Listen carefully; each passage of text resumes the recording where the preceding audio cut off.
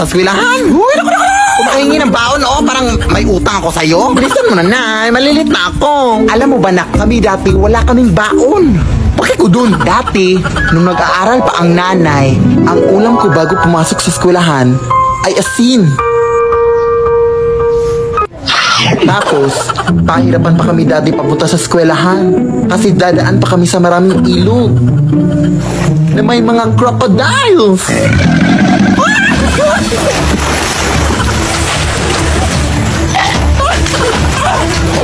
Yung mga tsinelas din namin dati ay gawa sa dahon ng saging. Hindi ko rin makakalimutan na hindi ako makapag-aral ng mabuti kasi wala kaming ilaw. Tapos may mga aswang pa.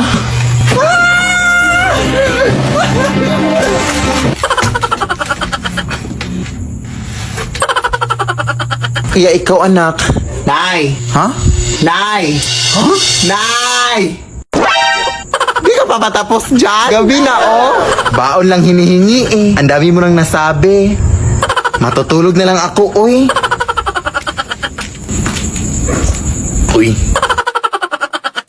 Nay, kain lang ako sa labas, ha? Ikaw lang mag-isa. Baka kasama mo jowa mo. Tapos mabubuntis ka. Ano na yung pag-aaral mo? Hindi pa ka nakalabas. Tapos na agad yung storya ng buhay ko. Ako lang isa, Nay. Wala naman akong jowa. Sinungaling.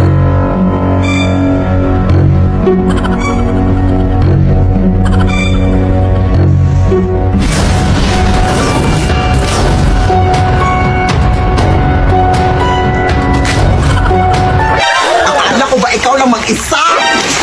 Sino ka? Jowa ba anak ko? Jowa? Ew! Habal-habal driver lang ako manang, Uy. Hinatid ko lang yung anak mo dito.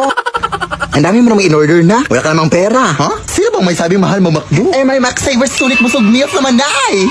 Sa halagang 99 pesos, may crispy chicken fillet meal ka na with extra rice. Pwede din crispy chicken na laki with extra rice. May chicken McDo meal din. Nasa tingin ko, mas lumaki na nga yung chicken. Kaya siguradong, sulit busog tayo sa McDo. Ay, we? Sige, akin na yan. Nagutom ako kakasunod sa'yo. Lo.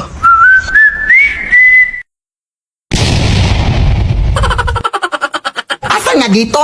Andiyan na sa loob ng balde dyan sa may gilid mo. Ha? Wala naman. Mga tubig lang. Wala ba siya sa loob? Hey! Hala! Meron na ito! Dito pa siya! Nandito lang pala yung panty ko! Yung nakarang araw ko pa ito hinahanap. Di pa naman ito fully paid. Wala ba, Nay? Hey! Diyos ka! Akala ko ikaw yun na! Wala naman na! Patingin nga!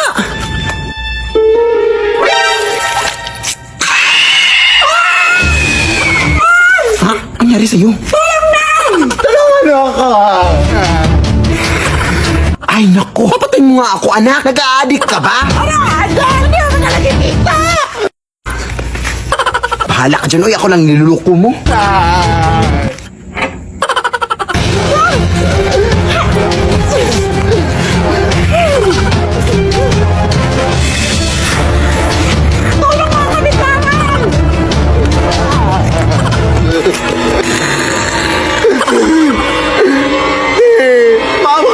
Exam pa kami bukas. Hindi pa ako nakapag-review.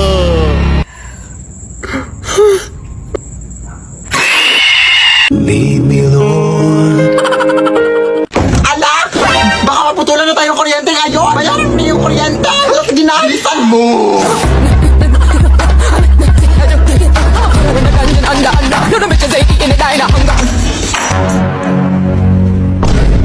Ay, Diyos ko, ang haba naman ng pila dito.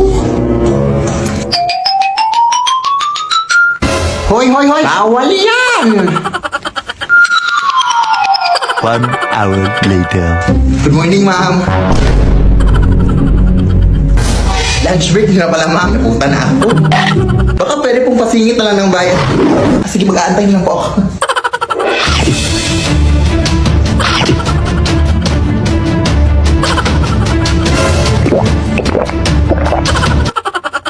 Ito po yung bayad ko, ma'am. Hoy, kulang yung pambayad mo. Kailangan yun ang bayaran lahat. Sige po, babalik na po ako, ma'am. Bilisan mo! Nan! Kulang yung pambayad! Kailangan buo na daw yung babayaran. Naku! O sige, ito na lang muna, Bilisan mo! Ito, ma'am! Yes!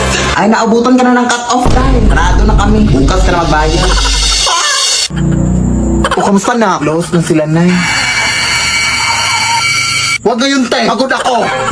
Ay, sorry na. Saan ka ba kasi galing? Nagbayad ng bill sa kuryente. Alam mo bang pwede ka magbayad ng kuryente through Gcash, guys? Ha? Oo. Ilang pindot lang. Bayad ng mga bills mo sa Gcash Pay Bills. Totoong narinig niyo, guys. Pwede kang magbayad sa over 1,900 billers through GCash. Papakuryente, tubig, government, loans, o anong bills man yan, day. Sobrang bilis lang mabayad dito. Open GCash lang, tapos choose Pay Bills. At tapos, mamamili ka kung ano ang babayaran mo at ang biller ka magbabayad. Tapos, ilagay mo lang ang mga details mo at confirm ang payment. May resibo pa kaagad yan pagkatapos. At ayan, nakabayad ka na.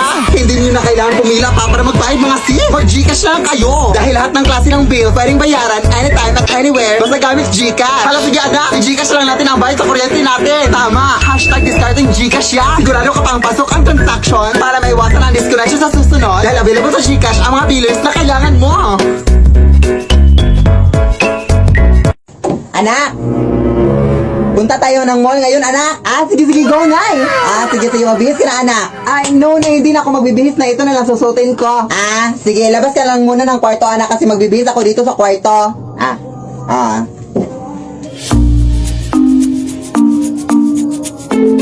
Hoy, anak!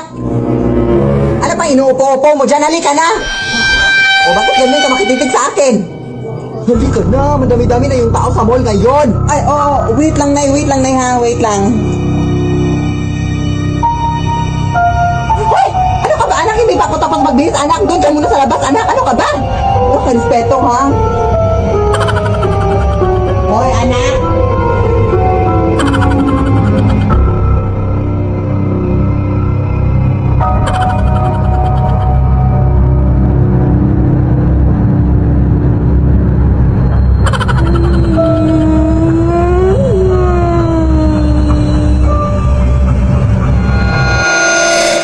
Lead me, Lord.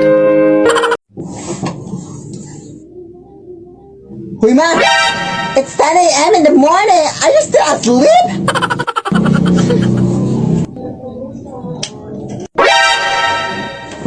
Hoy, anak! Wala ka bang respeto sa nanay mo? Nakikita mo natutulog, di ba ako? Bakit mo binuksan ang ilaw? What a crazy mother! Hindi pa rin pinatay, oh! May pa-English ka pa dyan, ha? Hoy, anak! Di ba sinabi ko na sa'yong pinaglalaroan mo naman ako, ha? Hoy, anak, ano bang trip mo, anak? Ito naman sa nanay mo, na pagod, oh. Pagod na pagod, ha? Are you crazy? Huwag mo kong ma-English, ha? Huwag mo kong ma-English, ha?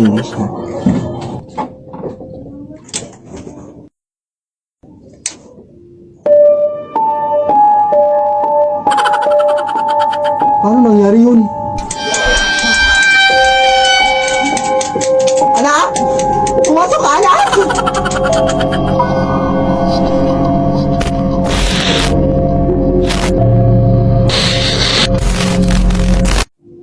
Lead me, Lord. Anak! Huwag na huwag kang magpapanik, anak, ha, pag may mangyayaring sunog dito sa ating bahay, ha. Ang unang-una mong gagawin is, maghahanap ka ng... Yes? Ay, wait lang, anak, may importante lang akong pupuntahan, ha. Diyan ka lang. Sige, Nay.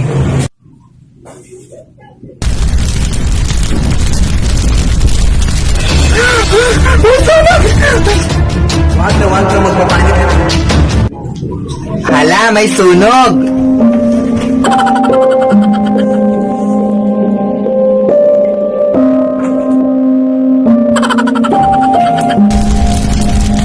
Hala! Ay, lakas na ng apoy! Hala, hindi pa rin namatay yung apoy! Char! Hala, ang init na, aray! Anak! Anong kabubuhan yung ginawa mo, anak? Oh my gosh!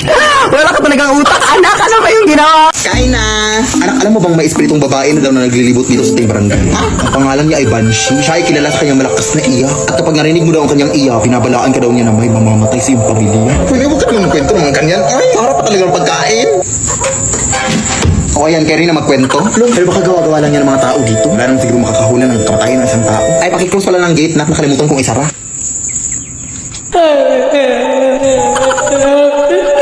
Uy, sino ka? Hindi ka totoo! Nay! Alin sa'yo sa itong babae? Nay, okay ka lang ba? Diyos ko! Akala ko mamatay ka na. Bakit may buto to? Di ba sabi ko sa'yo na boneless chicken yung bilhin mo? Sorry. At saka sino ba yung iyak na iyak sa labas? Ano? Yun ba yung espiritu? Isa lang yung ibig sabihin nito, anak. May mamamatay sa bahay na to. May matay nga, yung ilaw natin. Ayan, binabalaan ko kayo na may mamamatay dito sa inyo. Yung ilaw nyo, kasi hindi pa kayo nagbabayad ng kuryente. Nagamiraan ko ako, hindi ako espiritu. Ay, oo nga pala. Wala pa kasi akong pambayad ng kuryente, mami. Nagka-emergency gastos pa kami sa aming lababo na naglili. Ay, naku, mag-G-credit ka na lang sa Gcash. Huh? Yes, gamit ang G-credit. Kayang mabayaran ng kuryente kahit kinulang. Easy bayaran ng interest dahil mababa lang din ang tubo. At 0.17% interest daily. Kapag mas maaga magbayad, mas maliit ang interest. Kada 1,000 pesos na hiramin, 1.7 pesos lang ang interest araw-araw. Easy magbayad. Dahil kapag hindi agad-agaran ang bayad, kahit 10% minimum amount due muna ang bayaran, okay lang. Sobrang dali lang. Open mo lang ang Gcash app, punta ka sa bills, pili ka sa mga partner merchants, tap pay with G-Credit. Tapos, nakapagbayad ka na ng bills gamit ang G-Credit. Kaya di naipit kapag ipet tuwing petsa di peligro. With G-Credit, kaya today. O, ayan na nakapagbayad na ako. Salamat, ma'am. O, siya. Pero hindi lang pala kuryente yung namatay. Pati pala yung kuko mo sa paa. Pa-pedicure mo na yan, sis.